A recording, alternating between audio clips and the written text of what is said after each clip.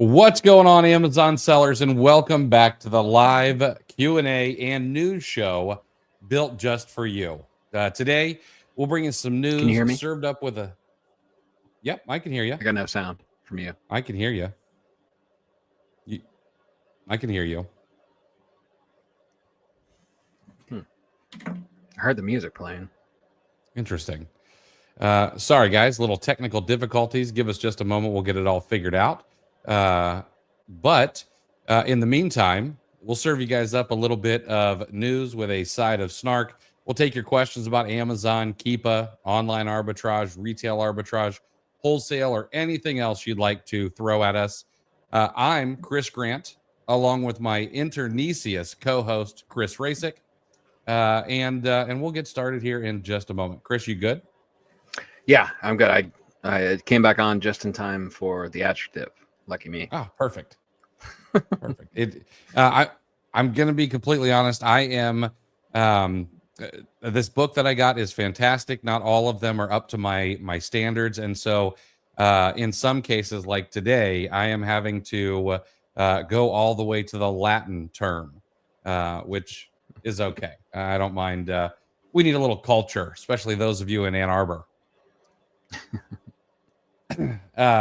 So, Chris, are you familiar with Blaise Pascal?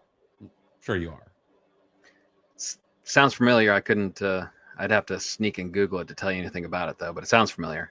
All right. Well, for those of you in Ann Arbor, Blaise Pascal was a 17th century mathematician who's also credited for creating the roulette wheel. And something that he's less known for is something called Pascal's wager. When someone needs to make a decision with incomplete information, it's important to assess your potential risks and rewards. Essentially, you want to try and make an asymmetric wager or an asymmetric bet, if you will. Now, one way to make that uncertainty a little less stressful when it comes to sourcing for Amazon is to follow the lead of someone who really knows what they're doing when it comes to sourcing. It's actually one of the reasons I like lead lists. They help you overcome the uncertainty of what a winning product looks like, allows you to model similar products, and rabbit trail from sources that have sales, have coupon codes and discount gift cards that are available to you. They also teach you what to look for when we operate in uncertainty all the time, which is exactly what we do, making your ability to make sourcing decisions easier through repetition. If you want to get your hands on a solid lead list, I would suggest going to OA Leads 24/7 or OALeads247.com. Sign up for Chris's email list. Just today, he sent out a lead list with over $1,100 profit on it if you purchased only 5 units of each lead. Plus, it's an invaluable amount of education that comes your way because you get to see a list like that and what goes on it. He's also got a weekend lead list. It rarely has openings. And occasionally, he will send out a very thoughtful newsletter. So head over to OALeads247.com, get signed up for his newsletter, and get signed up to be notified for when there is a list or a spot open on his weekend list. Appreciate the shout. I didn't realize I was going to be the sponsor today. Yes, sir. Yeah, we have I like this time of year. We do actually. I think there are 2 openings on the weekend list. If anybody's interested in signing up, I like the signups that come this time of year. You know, because somebody signing up for a lead list in January is serious about their business. You know, a lot of people take a lot of January off, you know, and they kind of just sit back and count their money from Q4, which is understandable. There's nothing wrong with that. But, you know, the people who are still getting after it in January, those are my kind of people. They know that a good, solid Q1 is really the foundation for a really great business year round. You know, you can't just bank on Q4. So yeah, it's nice to set the tone for the year, and it's nice when people do that early. And I'm going to be completely honest with you. I'm sort of patting myself on the back for going from 17th century mathematician to lead list, to be quite honest. I was awful proud of that. And yeah, Wichita Emporium. Yeah, Pascal does have quite a few good quotes. All human evil comes from a single cause: man's inability to sit still in a room. That is a good one, and it's something that it's very hard to do these days. So now we will get to your guys' questions. We are on a little bit of a shortened Wednesday because I've got the OA challenge at 6:15, so it's going to be a hard stop at around 6 or 6:02. So I've only got one piece of news, and it's not so much a piece of news, but sort of an editorialized piece of news that I figured we could talk about because honestly, it interested me. And then, of course, we will get to your guys' questions. But Walmart versus Amazon. This is actually going to be something that is talked about in the next two of the podcast episodes that are coming out, which I promise will be out soon. I'm a little behind, but every seller wants to open a Walmart as a channel, and Walmart seems to be a media darling today. I remember you said that, and I was like, dang, you are absolutely right. They are a media darling. When in the early 2000s and the late 1990s, everything on the news about Walmart was, look at this evil company. So it's a fascinating turn. There's a problem though. There's lies, there's damn lies, and there's statistics. And I read recently how Walmart is kicking Amazon's ass when it comes to growth. And the article that I read cited numbers of 22% growth in Walmart's e-commerce in 2024, while they almost, I don't know, the sentence didn't just, it wasn't just a sentence. It was more of a guffaw. It was, you could hear the laugh in the writer's sentence, but said that Amazon had a measly 7% growth. The problem is that when I read the article, they failed to give any numbers to back up the statistics. And when that happens, my antennas go up. So I decided to do their homework for them. In 2024, Walmart US had e-commerce sales amounting to about 65.4 billion US dollars, which is an increase of 22% in comparison to 2023's figures. That means in 2023, their sales were around 53.6 billion with a growth of 11.8 billion. I mean, absolutely something to write home about. You know, big time growth. Whenever you're talking, you know, double digit with a B on the end of it, that's some serious numbers. Now, the problem is I wasn't able to pinpoint how much of that was third party sales, but I've heard rumors that it's around $10 billion in third party sales on the Walmart marketplace.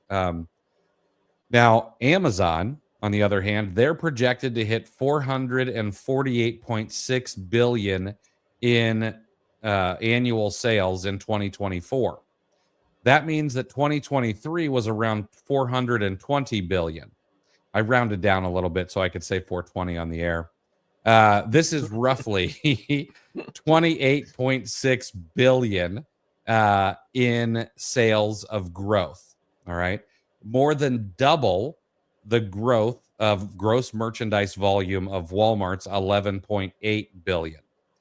And the other thing I found interesting is once I found all those numbers, I then decided that I need to go look at the growth curves of both of these companies because they are at different places in their businesses. Walmart's e-commerce growth curve seems to be slowing at a much faster rate than Amazon's did. In Amazon's first 5 years, they grew on average 532% per year. Now, we need to put that in its place. You know, they started with, when that number was first reported, they were at like $500 million in sales. So it was a lot easier to get, you know, 500% growth. And we have to remember that the time periods are not exactly congruous. Okay. For those of you in Ann Arbor, that means they're not exactly the same.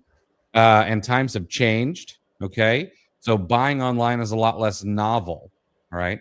But Walmart has had an average growth of 35% in e-commerce sales from 2019 to 2023. And then more than a 10% point drop in that growth in 2024. So average 35, 2019 to 2023, 2024, they've got a 22% growth. Which I understand that number is going to come down as they get larger because the percent of growth is smaller, but still in comparison, they're selling peanuts compared to Amazon's gross merchandise volume. Now I know that people are going to say, I know people, well, you're an Amazon apologist. That is, I'm not trying to take the shine off of Walmart. I do think that they're going to play an important role.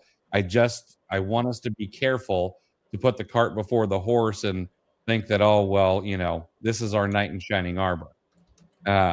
And we take things, a little cautiously.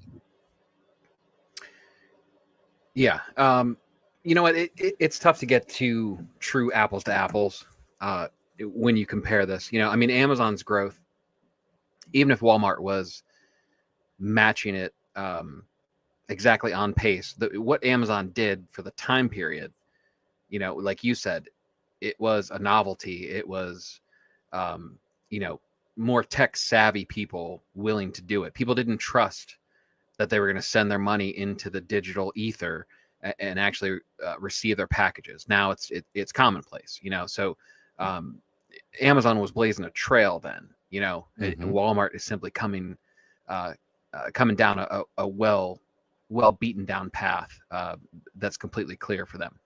But then on the other side, you have Walmart's growth has to be there has to be an asterisk on that too, because they have such massive brick and mortar sales. They're anchored by physical locations and an enormous amount of them. So, and like the podcast episode, which by the way, I can't stop thinking about our talk with Paul. I could have gone another hour, maybe even 2 hours longer talking to him. That was fascinating. Yes. And make sure, I hope that episode blows up because he spills so much tea. Is it spill the tea? Yes. Spill so much tea. Are you allowed to or I don't know how. I think you can put a number on it that way. Yeah. All right. If there are any millennials or Gen Zers, feel free to correct me. But him saying, Walmart retail hated Walmart.com. There was some internal struggle, which you get to that part of the episode, you guys are really going to enjoy that, I think. But it's all relative, and it's funny we talk about these gross numbers because while you were talking, I pulled up eBay's gross merchandise volume. Corey, that's not very nice. That is not nice. eBay does gross 2023. eBay did 73 billion for the year for 2023, right? So they are clearly at the little kids table in this conversation, but we know there are people out there who make full-time livings just on eBay. They're full-time resellers. They they're going to garage sales all the time and they're flipping this stuff on eBay, and they support their their household, including spouse and kids. So, I mean, it's important when you're hearing this to understand that you can carve out your own living. You don't need the biggest, widest ocean. And you don't need people moving to Walmart. You may be perfectly successful. You may be more successful than you ever were on Amazon, because there's a big enough playground for you to carve out a living. Let's not lose that. But yeah, speaking of eBay, I came across, I have been watching a few more Instagram reels lately as I'm trying to make some short form content to augment our long form content. And I came across a reel from a guy who he sells on Amazon and he sells on eBay, and he buys bulk books. So he's buying Gaylords at a time, truckloads at a time. And he was like, you guys cannot sleep on eBay. His So, and you got to remember, these are Gaylords of books. That means he's paying, maybe 5 cents a unit gross. Once you have to get rid of the duds and stuff like that, it ends up being more per unit that he actually sells. But in the month of January, his weekly payouts were all above $5,000 in sales or in money on eBay from, Wow. I mean, honestly, what most people would consider trash. Right. Yeah, exactly. That's, that opportunity is there for all of us. Any one of us here listening right now could do that. And especially coming off of Q4, how many people, it sounds like a ton of people were, I don't know whether it was directly taking our advice, but you predicted a very big FBM Q4. And I know, Jerry, if you're listening, he crushed it. I know a lot of people crushed it with FBM. So, FBM going over to eBay, there's going to be, you're going to recognize a lot of stuff. It's going to feel very familiar. If you haven't done eBay, but you have done FBM. So, it's interesting. But yeah, I love that Amazon's measly 7% growth. You brought it up, double-digit percentage growth. Starts with a B. I mean, I had that too, but that was just my BMI over the holidays. So, and I don't want to talk about it. All right, let's answer some questions. We're going to kind of speed run through these just a little bit, guys, because we've got about 10, 12 more minutes. I'm going to go Instagram first. Gus, just registered with a prep center in Oregon. Should my LLC be registered in that same state or not necessarily? No, that's not necessary. It's just like you doing business across state lines is fine. It's not going to be a big deal. Even if you're shipping there and you have to show Amazon that you ship to a prep center, you're just going to need to prove it. One thing I would suggest that you get from your prep center in today's climate is I would get an agreement in play, like a client agreement, like a contract of sorts, and that'll do you well. All right, Wichita Emporium, for a Section 3, how detailed should you get? I save all my orders and order confirmations, but what about FedEx shipping confirmations and delivery notices? Absolutely, add those in there. When I did mine, everything and the kitchen sink was included. So there were order confirmations, shipping confirmations, delivery confirmations, bank account statements, credit card statements, receipts, everything. Throw everything at them. That's my opinion. Yep. See if you're using a prep center, ask them if they keep packing slips. Yep. Yeah. I mean, pile on as much documentation as you could possibly get your hands on. Janelle, when trying to apply to sell a product on Amazon, what does it mean when it says copy listing? I am not sure. Janelle, I'll tell you what, if you want to send me an email, it's chris@cleartheshelf.com. I do read every single email and respond to 99% of them. If you want to send me that ASIN, let me see if I'm gated in it and see if I can see the same thing, or maybe send me a screenshot of what you're seeing, and I'll give you my opinion.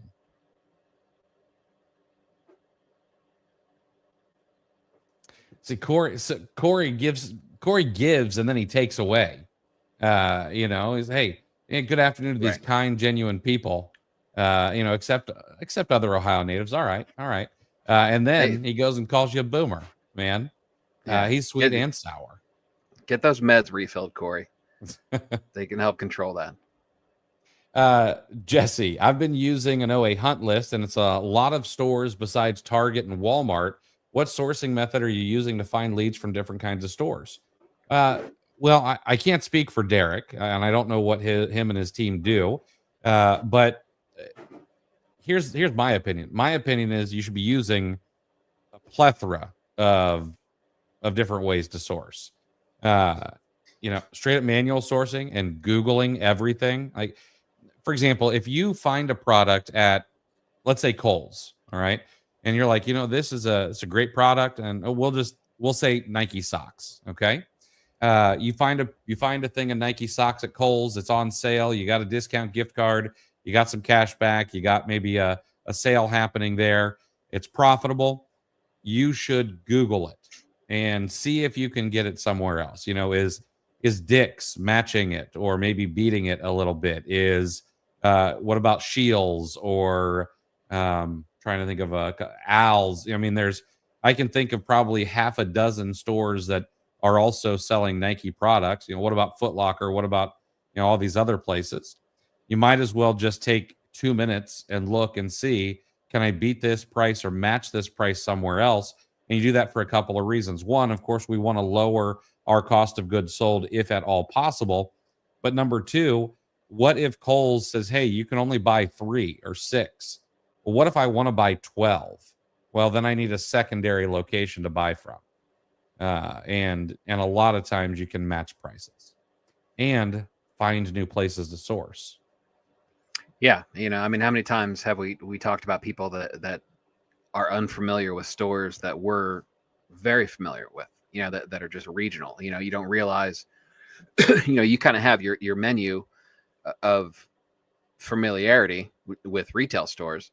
That doesn't mean that translates to everybody on, networks, of Amazon sellers with sellers all over the country. There's plenty of times that I don't even realize that something's regional. I'll just say a name like everybody's supposed to know, like, oh, Menards, blah blah blah. Somebody will pipe in and say, what is Menards? So and honestly, you should, no matter where you're finding a lead, unless you're in a hurry, you should be Googling everything. Even if you get it somewhere, you should, not only should you Google other potential sources, you should also be checking your coupon codes that you access personally. Because I'll say this over and over again, a lead list, especially if we're getting it off a lead list, as soon as the lead list hits their parameter of what they said they're going to provide, as far as, minimums for leads, whether it be $5 profit, 30% ROI, like mine do, and many others do. As soon as I hit $5 and 30%, I don't need to dig anymore for coupon codes, even if there are better ones. It's a low ROI. Once I've hit that threshold, I can put it on the lead list. I've fulfilled my obligation. I did what I said I was going to do for you, and I move on, because there's also volume involved. That doesn't mean that you can't find an even bigger discount and lower your buy cost even further. So it's well worth it. You should be checking everything. And then on top of, the only other thing I would add to your answer, reverse sourcing will really open up a ton of stores for you. I am almost exclusively reverse sourcing at this point. Because it just seems to make sense, and I have success with it. Because you find something that's selling on the Amazon catalog already. That's often the tough part. So now it's just a matter of finding it at a low enough buy cost to get it and send it in from there. And in that search, you're going to come across all sorts of things.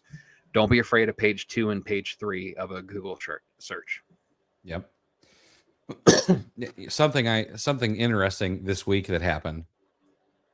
I don't know. I can't remember where it came from. If it was one of my team members or if it was something I did a reverse search on or what it was, but came across a toy site that I'd never heard of before. And then I looked down at the bottom right, and they've got the logo for being on the Inc. 5000 list, which I understand that you pay to be on that list. So I'm not going to gloss over that. However, you do have to prove growth hits a certain percentage to be able to make that list, which means they are a growing business. And they had enough to pay it's like $5 or $7 grand to be on that list. Like, it's not cheap. And never heard of it in my life. So, and I think it may have been page 2 of Google that showed up. I found, I came across a toy store that initially, if I was in a hurry, I would have been like, nope, this is a scam site. I would have marked it a scam and crossed that off. Turns out You Google search them, and they actually had like 8 locations around Chicago and the surrounding areas, had tens of thousands of followers on social media, and even though, I think they had more Yelp reviews just, based on how concentrated their locations were. I think they had more Yelp reviews than they did Trustpilot, because Trustpilot wasn't convincing enough. I kept digging even after looking at them on Trustpilot, if they were even on there. I don't remember. But but then 8 locations, that's a good indication that not only of legitimacy, but it's an indication of volume of inventory. This could be a gem, especially if they have a decent sales cycle. This is something I could end up going back to over and over again and kind of keep in the regular rotation. So yeah. Syed, when you order and receive product, how much do you collect to ship to FBA? Like if there's 15 to 20 SKUs, you want each. Syed, I'm not 100% sure I understand, but I'm thinking you mean like how many different products before I ship out to FBA? Doesn't matter. I use a prep center, so it's whatever's there on Thursday. Like if there's not, I think if they don't, I think they have a 50 quantity minimum. I don't think we've ever hit that, where we've been under that 50, but like they'll be like, hey, we're not going to ship out this week because you didn't hit the 50 units. But long as you're over the 50 units, they'll ship out for you. So it just ships out every Thursday, whatever's there. I can't remember. Last week was kind of a small shipment, unit wise, but SKU wise, I think it was 10 or 12. So number of SKUs doesn't matter to me so much. Just you need to ship out. What's more important is being consistent more than anything else. Yeah. And especially with the removing that middle tier of inventory placement, it may change a little bit. It may be a little bit easier to you may be more flexible with what you can send in, because I know that whatever it was, obviously it depends on the inventory, but it's under the old rules. I try to at least have 100 units total, just in the end, because and that was probably a little bit higher than I needed to, but there was a certain point where shipping becomes a factor, where you just if you don't have enough inventory and Amazon's going to split it into at least a couple different fulfillment centers, it almost made sense to wait at least a few more days until you had more units. So there was that consideration, but under the new plan, that may not even matter anymore. Mm-hmm. Oh, sorry. Jay Tyndall here. Will you be showing the OA challengers how to read and utilize a lead list? Yep, absolutely. We're going to go over that because there's some, I'm not going to say there's tricks or anything like that, but I do think that most people use them incorrectly. So we will be talking about that. How many transactions does it take to get auto ungated? I don't know if it's a transaction number, but it sort of feels like it's 15 to 20,000 in sales, where some of the training wheels seem to start to come off. That's kind of what it seems like anyway. I don't know if it's good to ask, but how much, or if you're comfortable, but how much percent of your OA depends on Walmart and Target? Less than 5%, probably. Not a lot. Some, not gonna. If there's money laying down in front of you, you stop and you bend over and you pick it up. But I wouldn't say it's a ton. You got to approach those stores knowing that they are the lowest of the low hanging fruit. Everyone knows about it. So if you find something that is profitable, it's probably not going to be profitable for very long. So my strategy with Walmart and Target has always been get in and out quickly. There's no long-term replenishment. Usually it's on a discount. It's a smaller quantity and you just get what you can while you can. Someone's shilling their product here. So why did the Amazon Launchpad Discord block OrderX Pro? I don't know. I'm not one of the moderators or the owners of Amazon Launchpad. But there you go. There's a little free shout to your product. So that's why did Amazon block me? And then a couple of messages later, try us out. Right. Like, what a testament. What's the name of your prep center? Or watch the podcast. The owner seems like a nice guy. I use Network Prep out in Oregon. If you're gonna head out there and work with them, make sure you tell them I sent you, and they'll give you a little free prep. All right. I don't see any other questions, but Chris, I thought I really kind of want to get this off my chest. There's something that's really been grinding my gears lately. It's people who can't distinguish between etymology and entomology.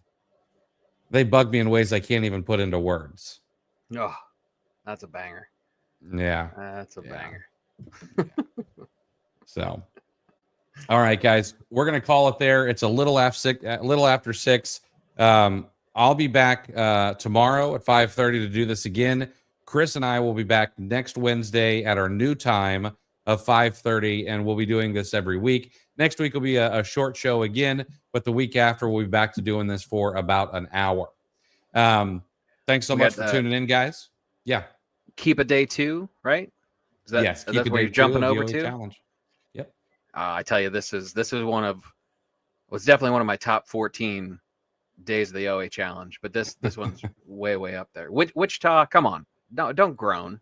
That was a good one, and there have been far worse. Yeah, there have been. Last week did not deserve to be there. Yeah, if you're groaning over that one, you need to just tune out 5 minutes earlier than the show actually ends, because I mean that's our wheelhouse. Yeah. So all right, guys, let's do this. That's it for tonight. We'll see ya.